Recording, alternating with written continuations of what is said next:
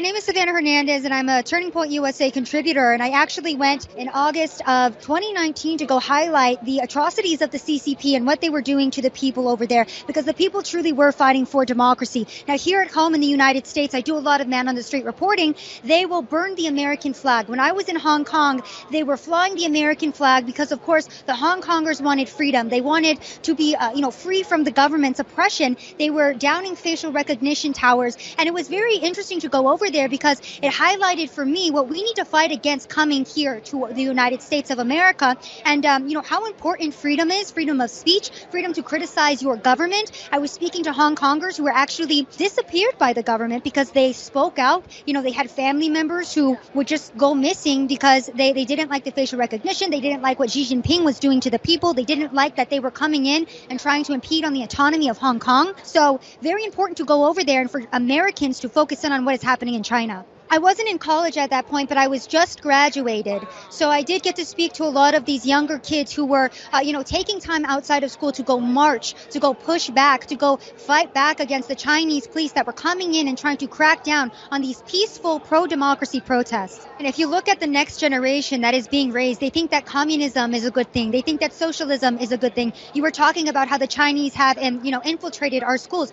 We do have the Confucius Institute, right, that was involved in our universities, that was teaching the next generation to accept these types of ideologies. Like I said, I was probably filming your American flags that were being flown in August, so that's incredible to see how, those two things collided. But you have American children here that are being raised. You have the next generation that is so willingly asking the government to take away their rights and freedoms. They're trying to, allow the government to come in and take care of them. But when you really do apply that, what ends up happening is something similar to what we're seeing in China. The people are not allowed to speak out. I mean, how many Chinese millionaires have been disappeared and then they reappear and they never speak badly about the Chinese government again? When I was there in July of 2019, before COVID, I did a live video on Facebook from my hotel room, and I said, you know what, it feels like God is waving a red flag right now to the rest of the world saying, pay attention to what is happening to these people here in Hong Kong, because what happens here is actually happening everywhere else, but you just don't notice it yet. And I said, in a snap of a finger, it can be everywhere. And now we saw it. All of a sudden, 6 months later,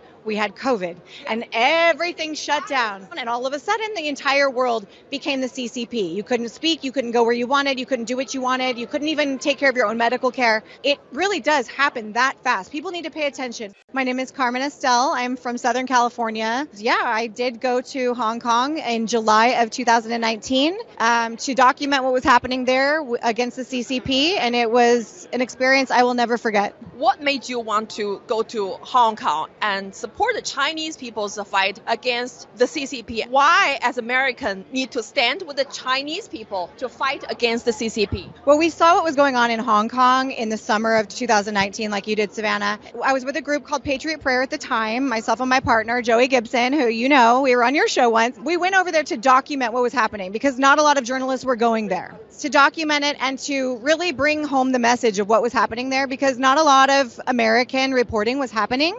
We saw some online, but that was it. And so we actually went there during July 1st. It was like a special holiday in Hong Kong, July 1st through the July 9th. And Joey was such a genius. He actually had an idea that we were going to bring American flags to Hong Kong so that they would get international attention on their problem, because nobody was flying flags at all. We went there and the first thing we noticed, because we're used to American rallies where everybody has an American flag or some sort of flag, right? We went there and there was no flags. And I said, Joey, what's going on here? Like, why don't they fly the flag? So we started talking to people. They said, we don't like the flag because the flag was designed by China. It was designed by the CCP, our Hong Kong flag. So they don't fly Hong Kong flags. So we went on the 4th of July. We bought American flags. We found in a flag shop. We bought American flags and we brought them in front of the CCP Army complex in the heart of downtown Hong Kong.